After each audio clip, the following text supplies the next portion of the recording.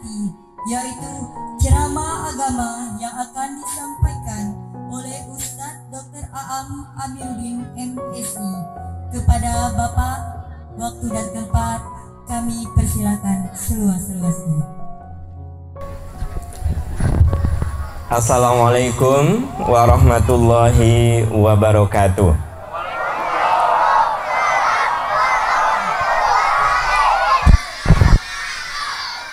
Bismillahirrahmanirrahim. Alhamdulillahirabbil alamin. La ilaha illallah wahdahu la syarikalah.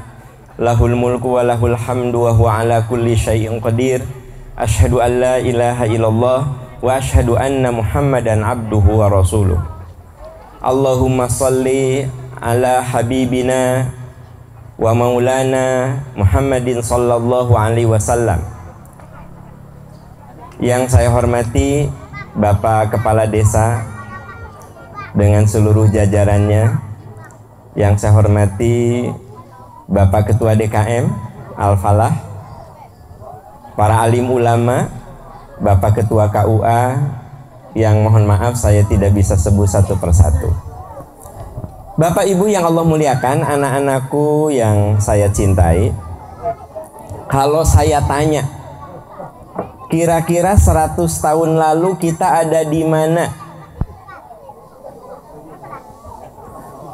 Pak, 100 tahun lalu ada di mana? Ada di mana-mana. 100 tahun lalu kita ada di mana? Ada yang bisa jawab? Kalau yang bisa jawab dikasih hadiah umroh.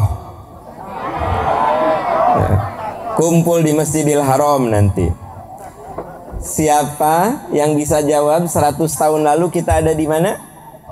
Jawabannya ada di surat Al-Insan. Ya. Apa katanya? A'udzubillahi minasyaitonirrajim. Hal ata 'alal insani hinum minad dahri lam yakun syai'am madzkura. Bukankah pernah datang kepada kamu wahai manusia satu masa di mana pada masa itu kamu belum bisa diberi nama. Jadi 100 tahun lalu kita ada di mana? Tadi ayatnya dibaca. 100 tahun lalu kita ada di mana? Di alam ketiadaan. Bahkan saking tiadanya tidak bisa diberi nama.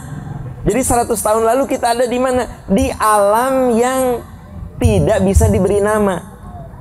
Lam yakun syai'am madzkura. Tidak ada namanya. Jadi kita ini semua tadinya tidak ada. Kemudian dengan takdir Allah menjadi ada. Pertama kali ada kita di mana, Pak? Anak-anak, di mana pertama kali kita ada? Ibu? Di dalam rahim ibu kita. Pertanyaannya, bisa enggak kita milih rahim?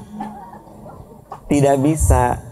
Jadi di sini ada yang lahir dari rahimnya Ibu Tita, rahim dari Ibu Ani, lahir dari rahim Ibu Susi, rahim lahir dari rahim Ibu Fatimah. Itu bukan pilihannya. Ibu saya namanya Asia, saya lahir dari rahim Bu Asia, bukan pilihan saya. Jadi kita berada di rahim siapa? Bukan pilihan kita. Jadi tadinya kita di alam ketiadaan, kemudian menjadi ada. Pertama kali ada itu di rahim yang Allah tetapkan. Berapa lama kita di dalam rahim? Ada yang 7, ada yang 9 bulan. Keumumannya 9 bulan. Tapi saya yakin di sini ada yang lahirnya prematur 7 bulan ya. Kelihatanlah bodinya mungkin 7 bulan dulu lahirnya. Nah, kelihatan mungkin saja dulu lahirnya 7 bulan gitu loh. Jadi kita ini ada di rahim ibu kita selama 9 bulan. Nah, berarti ya, siapa yang berjasa dalam hidup kita, Bu? Siapa yang berjasa dalam hidup kita? Bapak mau dikemanakan? Coba ya Bu, hargai ya bapak-bapak ya. Emang ibu bisa hamil tanpa bapak, coba dihargai walaupun peranannya sebentar, tapi dihargailah gitu. Jadi siapa yang berjasa dalam kehidupan kita? Ibu dan bapak. Siapa yang paling menderita? Nah, setuju saya. Tapi kalau dikatakan yang paling berjasa ibu, kata siapa? Bapak tuh berjasa. Tapi yang paling menderita bapak-bapak ya ibu. Itu makanya disebut di dalam surat Al-Ahqaf, wa wassaynal insana biwalidayhi hamalatu ummuhu kurhan wa wadu'atu kurhan wa hamluhu wa fisaluhu 30 syahra. Kami wajibkan kepada manusia agar mereka berterima kasih kepada ayah bundanya, ibunya, bundanya, hamil dalam keadaan susah payah, melahirkan susah payah, hamil dan menyusui butuh waktu 30 bulan. Ini bicara apa? Penderitaan ibu. Ibunya hamil, susah payah. Kurhan itu susah payah yang menyebabkan mati, Pak.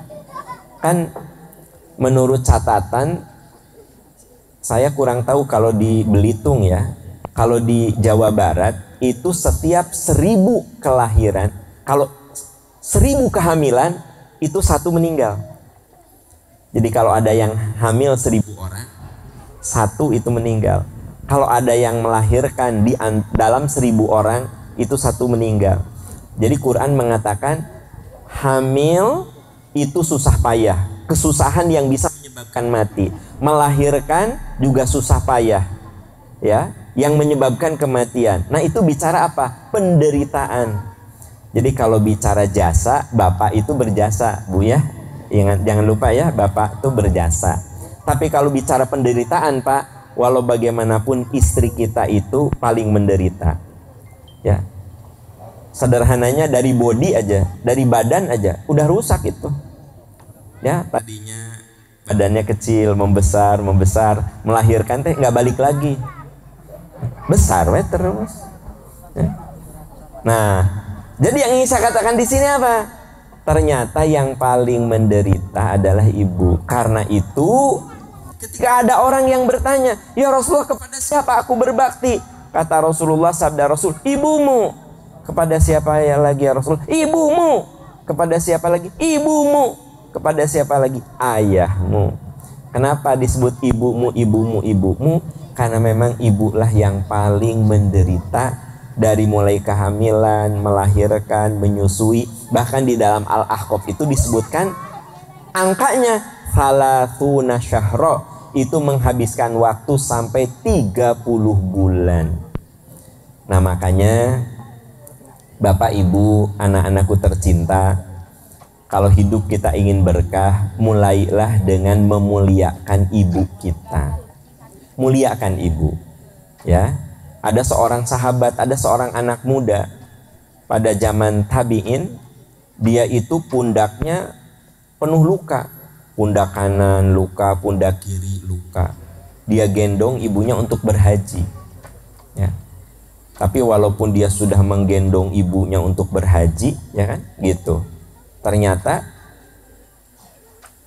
ini ada beberapa riwayat. Ada riwayat yang mengatakan itu tabi'in, ada riwayat yang mengatakan bahwa dia itu bertemu dengan Rasul. Dia bertanya, ya Rasulullah, kalau saya sudah melakukan hal ini kepada ibu saya, jadi si pundaknya kanan, pundak kiri itu lecet karena gendong ibunya. Lagi tawaf gendong ibu, lagi sa'i gendong ibu, terus ibunya digendong kemana-mana. Karena waktu itu belum ada kursi roda. Karena dia selalu menggendong ibunya sampai pundak kanan, pundak kirinya tuh lecet, luka gitu loh. Lalu dia bertanya, ya Rasulullah, kalau saya sudah berbuat baik seperti ini kepada ibu saya, apakah saya termasuk anak yang berbakti? Apa kata Nabi? Sungguh kamu telah berbakti kepada ibumu dan pasti Allah ridho kepadamu. Tapi cinta ibumu tidak akan pernah bisa kamu balas. Jadi sehebat-hebatnya kita berbuat baik kepada orang tua, terutama kepada ibu, sebenarnya tidak bisa ada yang bisa kita bayar. Itu tidak ada. Makanya Nabi mengatakan, rugi, rugi, rugi. Siapa ya Rasulullah yang rugi? Kamu masih punya orang tua, tapi tidak menjadikannya sebagai pintu surga. Di sini ada yang orang tuanya masih ada, jadikan pintu surga. Jadikan pintu surga. Ya, kalau orang tua kita sudah uzur, coba perhatikan. Bila perlu kita gendong, bila perlu kita suapin, bila perlu kita mandiin, ya. Kenapa? Itu jadi pintu surga. Kata Nabi Shallallahu Alaihi Wasallam, rugi. Siapa ya Rasulullah? Kamu masih punya orang tua, tapi tidak menjadikannya sebagai pintu surga, gitu. Nah, jadi mula-mula kita ada di alam ketiadaan. Lalu kita ada, pertama kali ada di mana? Di rahim. Berarti yang paling menderita dalam hidup itu, dalam kelahiran kita adalah ibu kita. Tapi kita harus berbuat baik kepada ayah dan ibu, karena dua-duanya juga berjasa, gitu. Nah, kita ada di alam rahim. Setelah di alam rahim, masuklah kita ke alam yang ketiga. Nah, sekarang kita di alam apa nih?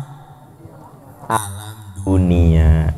Jadi tahapan pertama di alam ketiadaan menurut surat Al-Insan ayat 1 dan 2. Lalu di alam rahim menurut surat Al-Ahqaf ayat 15. Baru kemudian kita ini sekarang ada di alam dunia. Dunia itu apa? Dunia itu diambil dari bahasa Arab. Dunia itu diambil dari kata dana. Dana itu dekat. Dunia itu sesuatu yang sebentar. Jadi Bapak Ibu coba perhatikan. Rasanya baru kemarin anak kita lahir. Sekarang itu sudah SD. Bentar lagi tuh SMP. Tiba-tiba rasanya udah SMA, kuliah, minta dinikahkan aja. Ya, nggak kerasa. Dunia mah sebentar. Dan ciri khas dari dunia. Nah, ini bisa dilihat di dalam surat An-Nahl ayat 96-97. Ma indakum yanfad wa ma indallahi baqin. Yang ada di tanganmu pasti habis, dan yang ada di tangan Allah itu pasti abadi. Jadi yang ada di tangan kita itu habis. Bapak, rambutnya tadinya hitam, nanti habis, berubah jadi putih. Bahkan ada yang rontok. Kulit tadinya mulus. Ibu-ibu tadi kulitnya mulusnya. Nah, nanti lama-lama dengan perjalanan waktu mulai ada kerutan, ya, gitu. Bahkan ya, kalau bagian leher mah sudah bukan kerutan lagi, sudah lipatan-lipatan. Tapi kan terbantu oleh jilbab, jadi nggak kelihatan gitu. Terus bapak-bapak dulu dada dan perut rata, kayak bintang iklan, rata, ya kan? Nah, sekarang kalau kita berdiri, bahkan jari kaki saja nggak kelihatan, karena ini sudah lebih dominan. Sampai jari kaki saja nggak kelihatan. Kata dokter, katanya kalau ingin tahu perut kita ini sehat atau tidak, berdiri ke sini, kelihatan nggak jari kaki? Kalau nggak kelihatan berarti perutnya kudu dikecilin. Jadi makannya kudu dikurangi. Jadi kalau berdiri nih, ya, nah ini ujung jari kaki saya, jari-jarinya nggak kelihatan. Nah, itu teh peluang untuk diabetes itu besar. Karena maaf, yang perutnya gendut kayak saya ini peluang diabetes ada. Ya, saya juga lagi menurunkan berat badan, tapi begitu nyampe di Belitung, makanan Belitung tuh enak banget. Ya, apalagi tadi saya dijamu tuh sama Pak DKM dengan ibu-ibu. Waduh, saya biasanya kalau malam itu makan sedikit. Tadi mah banyaknya luar biasa gitu. Terima kasih Pak Ketua DKM dan ibu-ibu yang sudah memasakkan untuk saya dan rombongan. Ini luar biasa sekali. Ya. Jadi sebenarnya Ibu kalau tahu Bapak 20 tahun lalu saya nggak gini, rata ini Pak. Rata. Ya. 20 tahun lalu tapi ya. Nah, sekarang rambut saya sudah mulai beruban gitu. Ibu-ibu maaf, dulu bajunya waktu belum nikah ukurannya S apa M? Nah, sekarang apa? XL apa XXL?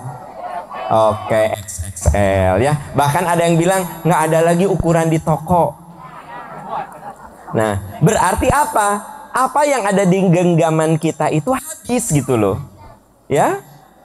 Bapak Ibu, kalau orang udah usia 40, itu mulai kesehatannya, fungsi-fungsinya menurun. Fungsi ginjal menurun, fungsi jantung menurun, fungsi usus menurun. Makanya cenderung orang kalau udah usia 40-an udah mulai kerasa. Biasanya naik motor nggak pernah masuk angin, sekarang mah masuk angin gitu ya. Dulu mah makan yang pedes-pedes biasa aja. Sekarang mah makan yang pedes dikit aja langsung diare. Itu namanya daya tahan tubuh kita tuh makin menurun.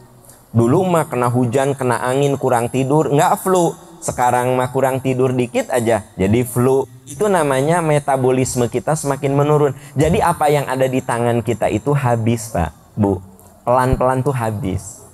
Bahkan daya ingat kita juga bisa habis gitu loh. Ada orang yang tadinya pinter banget, nanti lama-lama jadi pelupa. Bahkan ada guru saya ketika ditanya, "Prof, kesini dengan siapa?" "Dengan ibu," katanya. Maksudnya dengan istrinya. Saya tanya, "Prof," profesor ya, guru saya, "Prof, nama ibu siapa?" Maksudnya nama istri Prof siapa? "Mamah," katanya gitu. "Ya mamah tuh siapa?" "Mamah tuh siapa ya?" Jadi kan dia manggil istrinya mamah, mamah, mamah, mamah. Pas ditanya nama aslinya, sahanya gitu loh, mama. Ya, waktu saya tanya, "Kalau sekretaris siapa, Prof?" "Sinta," katanya. Jadi kalau sekretarisnya mah apal, Sinta, ya kan gitu. Tapi nama istrinya mah lupa. Makanya ibu-ibu sekali-kali nanya ke suami. Ibu dipanggil sama suami Bunda ya misalnya, ya. Tanya, "Ayah, siapa nama Bunda?" Gitu ya. Nah, nanti dites. Kenapa? Karena seringkali boleh jadi kita ini mengalami penurunan daya ingat. Nah, karena itu Bapak Ibu, otak kita itu kudu sering dipakai. Nah, makanya kalau kita rajin baca Quran, itu otaknya sering dipakai. Makanya orang yang hafal Quran lama kepikunnya. Dan otak manusia itu makin sering dipakai dengar ceramah, baca Quran, baca buku ya, dengerin tausiah di radio, di TV, di YouTube, di acara seperti ini, sering dengerin majelis taklim, itu kan otaknya dilatih. Nah, itu lama kepikunnya. Ya.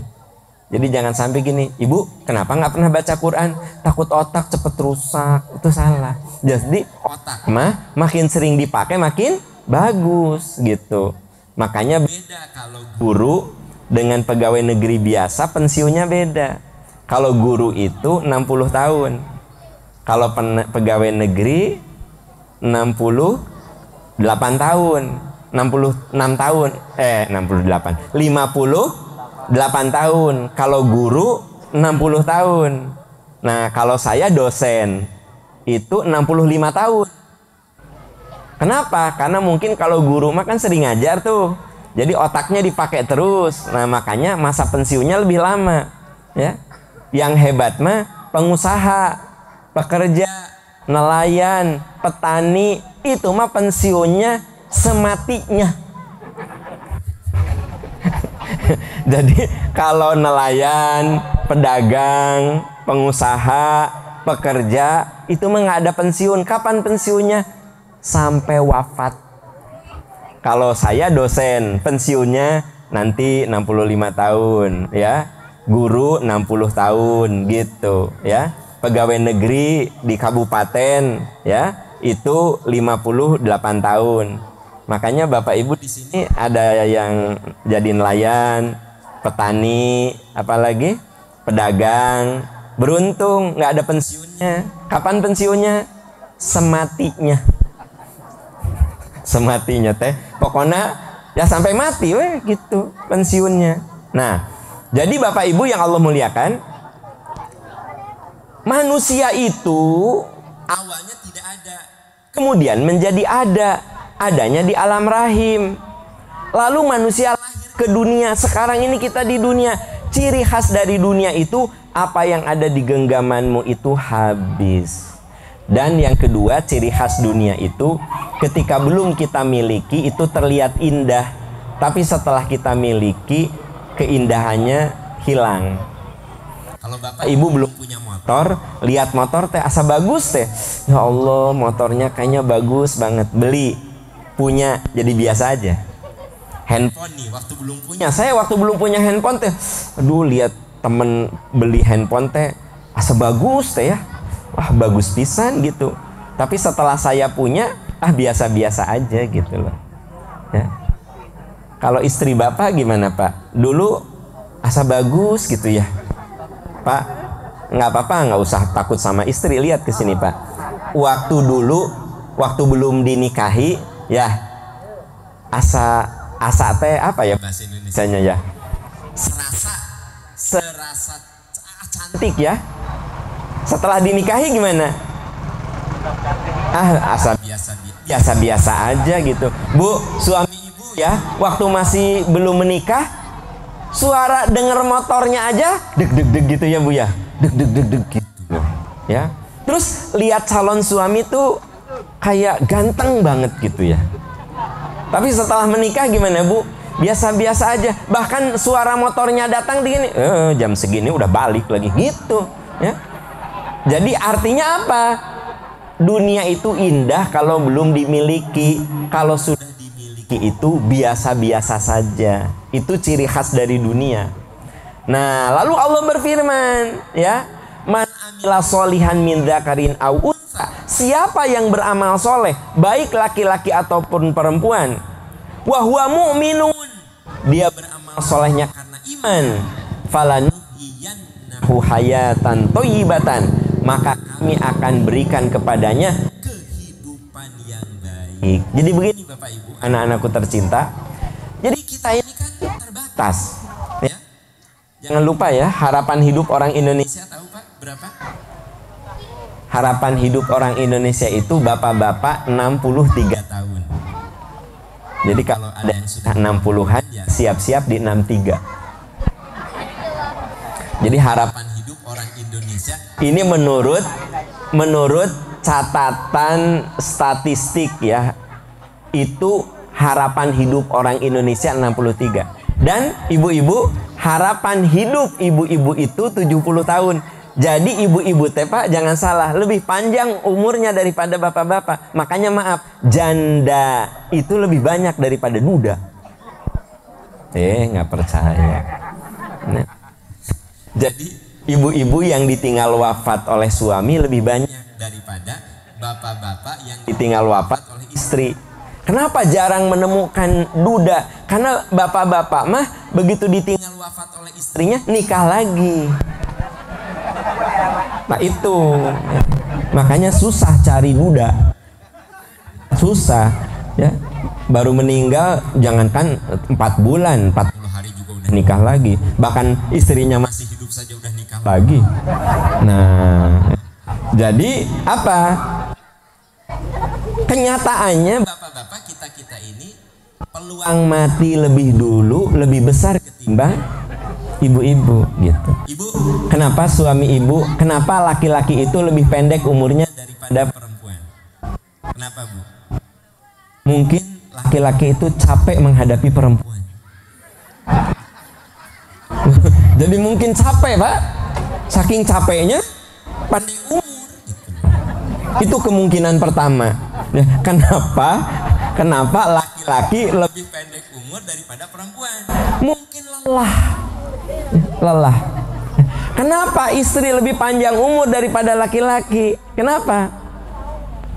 Karena kalau perempuan itu ada kemarahan dikeluarin, diomongin. Kalau laki-laki enggak.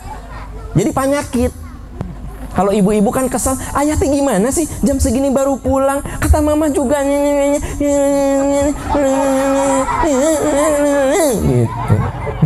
Jadi keluar ya kan gitu. Kalau bapak-bapak diem aja, diem. Kalau kesel kan diem. Ayah kenapa? Nggak apa-apa. Yang bener apa-apa. Jadi penyakit maut tuh. Kalau ibu-ibu mah, ayah gimana? Kan kata mama juga gimana sih?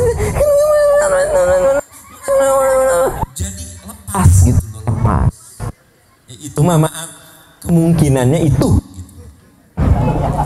Jadi sebenarnya hidup kita ini singkat. Jadi kalau bapak-bapak umurnya 70 tahun itu panjang umur Pak. Ibu-ibu kalau 70 tahun itu panjang umur. 80 tahun itu istimewa. Ada yang di sini umurnya 80 tahun? Istimewa. Ya. 80 tahun istimewa. Kalau ada yang 90 tahun, itu makhluk langka, saudara-saudara. Ya kan? Kalau 90 tahun udah makhluk langka kan? Maksudnya jarang sekali kita temukan orang yang usianya 90 tahun. Jadi kalau umurnya 90 tahun itu makhluk langka. 80 tahun itu istimewa. 70 tahun panjang umur. 60 tahun wajar, memang rata-ratanya di 60 tahun gitu. Bahkan tentu saja ada yang di bawah itu. Nah, jadi hidup kita tuh singkat, Pak Bu. Makanya jangan berleha-leha. Kalau di Belitung ada film drama Korea nggak, Bu? Ada nggak? Kan? Drama Korea ada. Ibu suka nonton? Oh, ya. Jadi gini, kalau nonton sekali-kali boleh, tapi kan ada yang rutin, Pak. Jadi khusyuk. Kalau tadarus mah tiap hari dia tuh. Wah, gitu kan? Nonton tuh. Itu teh sebenarnya dia sedang buang-buang umur, dibuang. Padahal sebenarnya firman Allah, man amila sholihan min dzakarin au unsa, siapa yang beramal soleh baik laki-laki dan ataupun perempuan, wa huwa mu'minun, dasarnya iman, falanuhyiyannahu hayatan thayyibatan, maka kami akan berikan kehidupan yang baik. Apa itu kehidupan yang baik, Bu, Pak? Apa kehidupan yang baik? Ciri orang yang dapat kehidupan yang baik apa? Kalau mendapat kenikmatan dia selalu syukur. Jadi orangnya itu selalu mensyukuri apapun yang ada di genggamannya. Rezeki dapat 10, alhamdulillah. Dapat 15, alhamdulillah. Dapat 20, alhamdulillah. Belum dapat ya bersabar. Jadi kehidupan yang baik itu pertama mendapatkan punya jiwa syukur dan sabar. Itu orang yang diberi kehidupan yang baik. Yang kedua, orang yang diberi kehidupan yang baik itu cirinya apa? Dia mengisi hidup dengan amalan-amalan yang diridhoi Allah. Nah, Bapak Ibu, ada yang hafal nggak doa yang mau saya sampaikan? Mungkin ada yang hafal ya. Robbi au zidni. Terus? Nggak pada hafal? Robbi au zidni. Terus? An ashkuro nikmatakallati an'amta alayya. Terus wa ala walidayya wa an a'mala sholihan tardohu wa aslih li fi dzurriyyati inni tubtu ilaika wa inni minal muslimin. Ibu, Bapak, kalau ada waktu tolong dihafal ya, itu teh ada di surat Al-Ahqaf ayat 15. Robbi auzi'ni, ya Allah beri aku kekuatan, an ashkura nikmatakallati an'amta alayya, agar aku selalu bisa mensyukuri segala nikmat yang Engkau berikan kepadaku. Jadi kalau orang yang diberi kehidupan yang baik itu, dia selalu berterima kasih atas segala nikmat yang Allah berikan. Kemudian apa? Wa an a'mala sholihan tardoh, ya Allah beri aku kekuatan agar aku bisa mengisi hidup dengan amalan-amalan soleh yang bisa mendatangkan ridhomu. Ya, amalan soleh itu apa? Amalan soleh itu setiap ucapan perbuatan yang dicintai dan diridhoi Allah. Ismun jami'un likulli af'alin wa aqwalin ma yuhibbuhullah wa yardah. Setiap ucapan perbuatan yang dicintai dan diridhoi Allah, nah itu namanya amal soleh. Jadi ibu kalau lagi pagi-pagi sudah nyiapin sarapan untuk anak-anak dan suami, itu amal soleh. Bapak-bapak pergi ke tempat pekerjaan, ke tempat mencari nafkah, itu merupakan amal soleh. Anak-anak yang pergi ke sekolah mencari ilmu, itu merupakan amal soleh. Bapak-bapak yang berdagang, yang bertani, ya, yang melaut, itu semua merupakan amal soleh. Jadi amal soleh itu setiap ucapan, perbuatan yang dicintai dan diridhoi Allah Subhanahu wa ta'ala. Jadi yang pertama adalah ciri orang yang kehidupannya baik, dia bisa mengisi hidupnya dengan syukur. Yang kedua, dia bisa mengisi hidupnya dengan amal soleh. Yang ketiga, wa aslih li fi dzurriyyati, ya Allah bereskan ucapan dan perbuatanku agar jadi teladan. Nah Bapak Ibu, ini penting sekali. Jadi kita ini sebagai ayah, sebagai ibu harus menjadi teladan. Karena sebenarnya amanah yang paling besar dalam hidup mah anak. Ya. Karena anak itu tidak putus dengan mati. Kalau istri Pak bisa putus dengan mati. Kalau istri Bapak meninggal, Bapak boleh nikah lagi nggak? Nggak usah takut, lihat aja ke saya, nggak usah. Kalau istri Bapak meninggal, Bapak boleh nikah lagi nggak? Boleh. Hubungan Bapak dengan almarhum istri Bapak selesai? Selesai, sudah. Mama mah istirahat di alam barzah ya, udah. Ayah nikah lagi. Gitu. Ya. Selesai. Lalu hubungan suami dan istri ya selesai. Kalau suaminya meninggal, istrinya boleh nikah lagi. Jadi ibu nggak boleh ya, ini kata para ulama, nggak boleh gini. Kalau suami ibu meninggal, pokoknya aku mah nggak akan nikah lagi sampai mati, nggak boleh. Kalau gini suami ibu meninggal, ibu mau nikah lagi nggak? Ya kalau ada takdirnya menikah lagi insya Allah. Kalau nggak ada takdirnya nggak apa-apa gitu. Jangan, aku mah nggak akan nikah lagi. Aku mah setia banget sama suamiku. Setia kalau dia masih hidup. Kalau udah meninggal mah nggak ada kesetiaan. Catat ya. Jadi setia itu kalau masih hidup. Kalau sudah meninggal mah jangan lebay lah, setia kepada yang sudah meninggal. Udah. Nah, Bapak Ibu yang Allah muliakan ya. Jadi hubungan kita dengan suami, dengan istri itu bisa putus dengan kematian. Tapi dengar, dengan anak nggak putus. Ayah saya 25 tahun lalu sudah meninggal. Saya tidak putus. Buktinya apa? Tiap sholat saya mendoakan minimal Robbighfirli wali walidayya warhamhuma kama rabbayani shaghira. Saya nggak putus.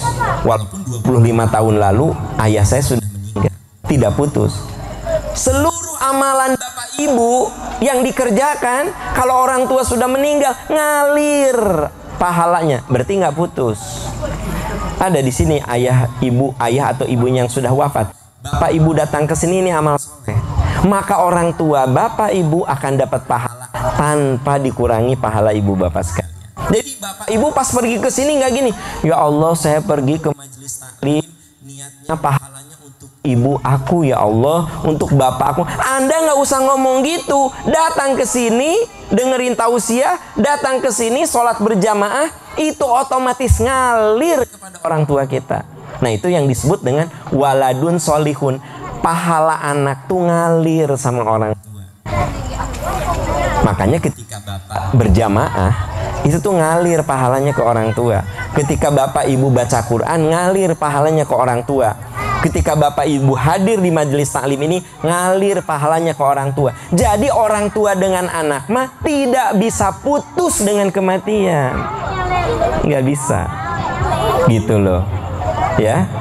Nah, makanya di doa yang tadi saya katakan, kebaikan yang baik itu apa? Kehidupan yang baik itu apa? Yaitu wa aslih li fi dzurriyyati. Ya Allah bereskan ucapan dan perbuatanku supaya jadi teladan untuk anak cucuku, gitu loh. Jadi kita ini semua harus jadi teladan bagi anak-anak kita. Karena hubungan kita dengan anak itu tidak putus dengan mati.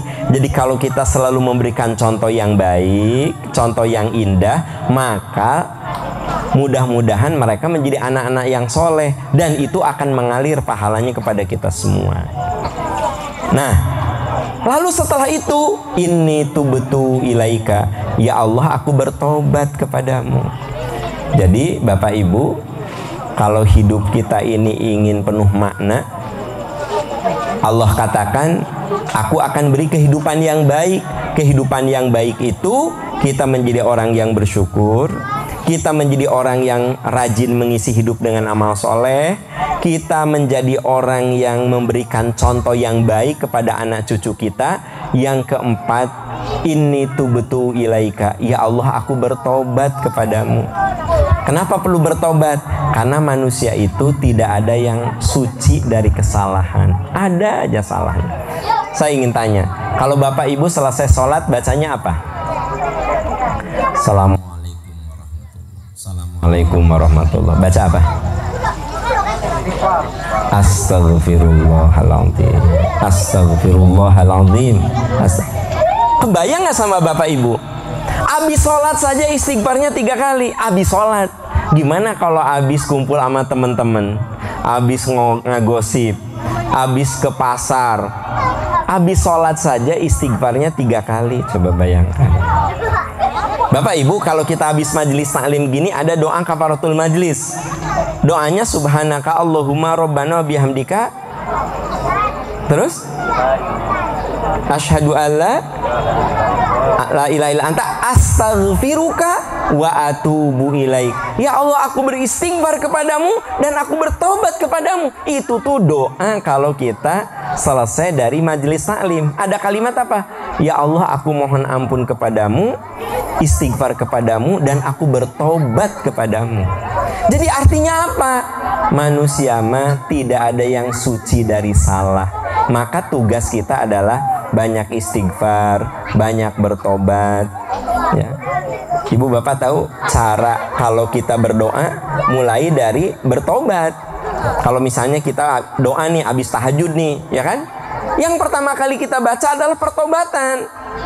Selain membaca Asmaul Husna, ya Rahman, ya Rahim, ya Aziz, ya Hakim, ya Ghafur Rahim, terserah Asmaul Husnanya berapapun yang Bapak Ibu hafal. Minimal Ar-Rahman Ar-Rahim hafal kan? Ya Rahman, ya Rahim. Masa Ar-Rahman Ar-Rahim nggak hafal? Ya Rahman, ya Rahim, ya Aziz. Nah setelah itu apa? Rabbana dzalamna anfusana wa illam tagfir lana wa tarhamna lanakunanna minal khosirin. Itu doa taubatnya Nabi Adam kan? Kita baca itu. Setelah itu silahkan baca doa-doa yang lain. Mau Rabbana hablana, mau Rabbana atina. Tapi urutan dalam berdoa itu ternyata kata Imam Ghazali harus ada istighfar dan taubat. Kenapa? Karena manusia itu tidak ada yang suci dari salah. Ada aja salahnya, ada aja kurangnya, ya gitu. Nah, baru yang berikutnya adalah wa inni minal muslimin. Ya Allah, kalau aku wafatkan aku dalam keadaan husnul khotimah. Nah, ini ujungnya, Bu. Bapak, jadi ternyata hidup itu fana, tidak abadi. Dan Allah berfirman, siapa yang mengisi hidup dengan amal soleh, kami beri kehidupan yang baik. Apa itu kehidupan yang baik? 1, kita menjadi orang yang selalu bersyukur dan sabar. Yang kedua, kita selalu mengisi hidup dengan amal soleh. Yang ketiga, kita selalu memberikan contoh teladan yang baik untuk anak cucu kita. Yang keempat, banyak bertobat. Yang kelima, berusaha untuk wafat dalam keadaan husnul khotimah. Bapak Ibu, kan kita semua lagi antri nih, ya. Siapa di antara kita yang paling duluan? Itu hanya Allah yang tahu. Bisa Bapak Ibu duluan meninggal itu ya, saya belakangan. Atau saya belakangan, Ibu Bapak duluan. Atau boleh jadi malah saya duluan. Mungkin nggak saya duluan? Mungkin saya duluan menyolatkan Ibu Bapak. Jadi artinya apa? Kematian itu sangat tidak diketahui, misterius. Dan apa? Rezeki terakhir yang Allah berikan kepada kita itu umur. Makanya ada orang yang udah sepuh, sakit-sakitan, masuk rumah sakit, semua alat dipasang tapi nggak meninggal-meninggal. Kenapa? Karena rezeki umurnya masih ada. Tapi ada orang yang masih muda, gagah, sehat, tapi karena rezeki umurnya habis, dia dipanggil oleh Allah Subhanahu wa Ta'ala. Nah, kita tidak perlu takut dengan kematian, karena semua orang pasti akan mati. Pertanyaannya, kira-kira ketika kita mati dalam keadaan apa? Itu yang paling penting. Ya, Bapak Ibu yang Allah muliakan, makanya di doa tadi, wa inni minal muslimin. Ya Allah, wafatkan aku dalam keadaan aku berserah diri kepadamu, alias dalam keadaan husnul khotimah gitu. Bagaimana ciri orang yang husnul khotimah? Dia meninggal dalam keadaan diridhoi Allah. Kalau ada orang yang sakit, sakitnya sabar, tabah, akhirnya dia meninggal, itu bisa disebut husnul khotimah. Kenapa? Karena dia sabar melewati penyakit itu. Ada juga yang meninggalnya dalam keadaan bagus. Dia sedang bekerja, dia sedang mencari nafkah, kematian menjemputnya. Itu juga kematian yang bagus. Kenapa?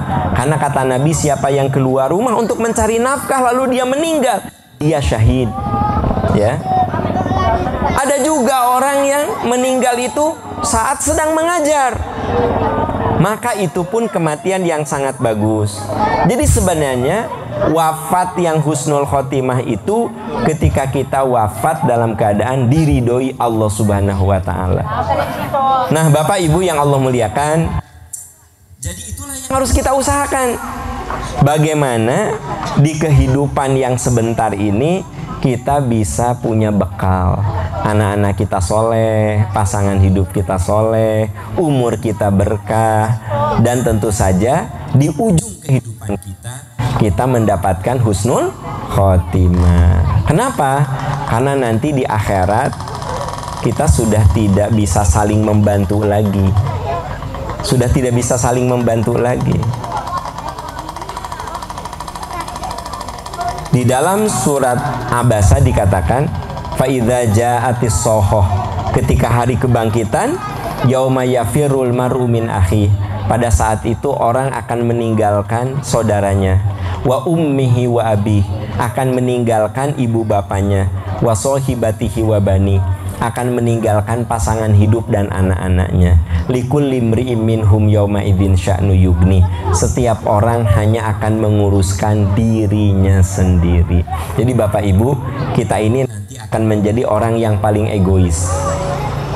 Kenapa? Saya di akhirat tidak akan mikirin ibu bapak saya, tidak akan mikirin istri saya, tidak akan mikirin anak saya. Begitu juga ibu bapak saya nggak akan mikirin saya. Begitu juga anak saya nggak akan mikirin saya. Bapak ibu kita semua begitu. Likulli imri'in minhum yauma idzin sya'nu yugni. Setiap orang hanya akan menguruskan dirinya sendiri. Nah, karena semua orang itu harus akan mempertanggungjawabkan dirinya sendiri, maka tugas kita sekarang bagaimana menyiapkan diri, menjalani kehidupan, sisa kehidupan kita isi dengan amalan-amalan terbaik yang membuat cinta dan ridho Allah itu turun. Maka Ibnu Umar radhiyallahu an mengatakan, "Idza asbahta fala tantadiril masa." Bila kau berada di waktu pagi, jangan kamu tangguhkan sampai waktu sore. Jadi kalau kita punya kesempatan berbuat amal soleh di waktu pagi, gak usah ditangguhkan sampai waktu sore. Wa idza amsayta fala tantadiris sobah. Kalau kamu punya kesempatan berbuat amal soleh di waktu sore, tidak perlu kamu tangguhkan sampai waktu pagi. Khudh min sihatika, manfaatkan masa sehatmu lisakomika, sebelum kamu sakit. Bapak-bapak, selama kita masih sehat, kita cari nafkah. Selama kita sehat, kita sholat tahajud. Selama kita sehat, kita sholat berjamaah. Selama kita sehat, kita melakukan saum. Jadi, mumpung kita sehat, lisakomika, sebelum nanti masa sakitmu datang. Ada yang tadinya rajin ke masjid, begitu sakit tidak bisa ke masjid lagi. Ada yang biasanya sholat tahajud, begitu sakit dia berhenti tidak tahajud lagi. Maka kata Nabi, kata Abdullah bin Umar, khudh min sihati lisakomika wa min hayatika limautika. Dan masa hidupmu sebelum kamu dipanggil oleh Allah Subhanahu wa ta'ala. Bapak Ibu yang Allah muliakan, itu saja yang bisa saya sampaikan. Karena tausiah mah di masa Covid katanya nggak boleh lama-lama, hanya 45 menit. Kan hari di Belitung Covid masih ada? Lan? Oh, udah nggak ada. Ya. Walaupun udah nggak ada, tapi masih berlaku itu aturan. Jadi tausiah itu nggak boleh lebih dari 45 menit. Dan saya senang itu di ruang terbuka gitu ya, karena memang dianjurkan sekarang ini. Sebenarnya COVID tuh katanya masih ada. Ya mungkin di Belitung mah udah pada takut ya si COVID teh gitu, nggak ada. Nah, tapi sebenarnya di Bandung, di Jakarta mah COVID tuh ada, makanya suka ada masih pemberitaan kenaikan sehari sekian ribu. Hanya dulu mah sampai puluh ribu, sekarang mah sedikit gitu loh. Nah, jadi memang ini kata istilah orang kesehatan mah ini sudah mengikuti protokol kesehatan Pak Kades, karena pengajiannya kumpul-kumpulnya di tempat terbuka begini. Terus kalau saya ceramahnya sampai 1,5 jam, saya melanggar prokes, prosedur kesehatan, jadi 45 menit saja, kan gitu ya. Nah, 45 menit saja. Yang penting apa yang saya sampaikan bisa dipahami kan Pak Bu? Nah, itu yang paling penting, dipahami dan diamalkan. Itu yang paling pokok ya. Dipahami dan diamalkan. Terima kasih saya sudah bisa memenuhi undangan Bapak Ibu sekalian, sehingga saya bisa bersilaturahmi dengan Bapak Ibu ya. Nanti kalau Bapak Ibu sekali-kali datang ke Bandung, kabar-kabari ya kan gitu. Kabar-kabari ya, mungkin saya adalah oleh-oleh Bandung mah ya kan gitu. Paling tidak saya menunjukkan toko oleh-olehnya ya kan gitu. Nah, kalaupun itu ya WA aja ke saya gitu, Ustadz saya mau ke Bandung ya, saya tunjukkan toko oleh-oleh ini. Nah kan gitu ya. Ya, jadi saya tahu banyak juga putra putri ibu bapak yang sekolah di Bandung. Karena saya dosen, saya suka nanya mahasiswa saya, kamu dari mana? Ada yang dari Bangka, ada yang dari Belitung ya kan gitu. Karena saya belum kesini, saya pikir Bangka Belitung teh deket ya, untung nggak salah pesawat ke Bangka kan gitu. Mau kemana? Ke Bangka Belitung, udah aja lah ke Bangka cina. Disangkanya teh deketan, padahal ternyata jauh banget kan. Nah, jadi ada mahasiswa saya orang Bangka, ada orang Belitung, ada ya kan gitu. Nah, jadi saya tahu kalau putra putri ibu bapak mau sekolahnya itu rata-rata kalau nggak ke Bandung, ke Jakarta, ke Jogja, ke Lampung kan gitu. Tapi kebanyakan ke Bandung karena katanya gadis Bandung mah cantik-cantik katanya gitu kan katanya. Tapi ternyata saya lihat yang di Belitung lebih cantik lagi ya ternyata ya. Nah, jadi Bapak Ibu ya, itu yang bisa saya sampaikan. Maafkan apabila ada hal-hal yang tidak berkenan. Semoga ini menjadi bagian dari keberkahan kita semuanya. Kita nanti ada yang nutup dengan doa. Oh, saya yang nutup doa. Ya, Ibu Bapak, mari kita tundukkan kepala kita, hati kita. Kita akhiri tausiah ini dengan doa untuk lebih menambah keberkahan. Allahumma inni as'aluka bi anni asyhadu annaka antallah la ilaha illa antal ahadus samadul ladzi lam yalid wa lam yulad wa lam yakul lahu kufuwan ahad. Ya Rahman, Ya Rahim, Ya Aziz, Ya Hakim, Ya Ghafurur Rahim. Ya Allah yang Maha Pengampun, ampuni segala kehilapan kami, maafkan segala kekeliruan kami, bimbing kami semua dengan cinta-Mu, dengan rahmat-Mu, sehingga kami merasa nikmati jalan kebenaran dan kebaikan. Ya Allah yang Maha Pengasih, Maha Pemurah, Maha Pengampun, ampuni kesalahan kedua orang tua kami, muliakan kedua orang tua kami, berikan keberkahan dan cinta sebagaimana mereka tidak pernah lelah untuk menyayangi kami.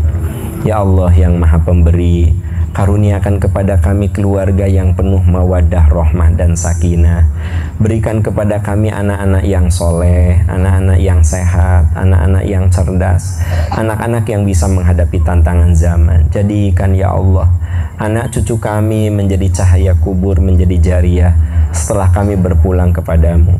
Ya Allah yang Maha Tahu, Maha Berkuasa, kami yakin cepat atau lambat kami akan berpulang kepadamu. Ya Allah, andai satu saat roh dan jasad kami berpisah, wafatkan kami dalam keadaan husnul khotimah. Wafatkan kami dalam keadaan husnul khotimah. Wafatkan kami dalam keadaan husnul khotimah. Rabbana hablana min azwajina wa dzurriyyatina qurrata a'yun waj'alna lil muttaqina imama. Rabbana atina fid dunya hasanah wa fil akhirati hasanah wa qina adzabannar. Subhanaka rabbika rabbil izzati amma yasifun wa salamun alal mursalin. Amin ya arhamar rahimin. Amin ya rabbal alamin. Walhamdulillahi rabbil alamin. Wassalamualaikum warahmatullahi wabarakatuh.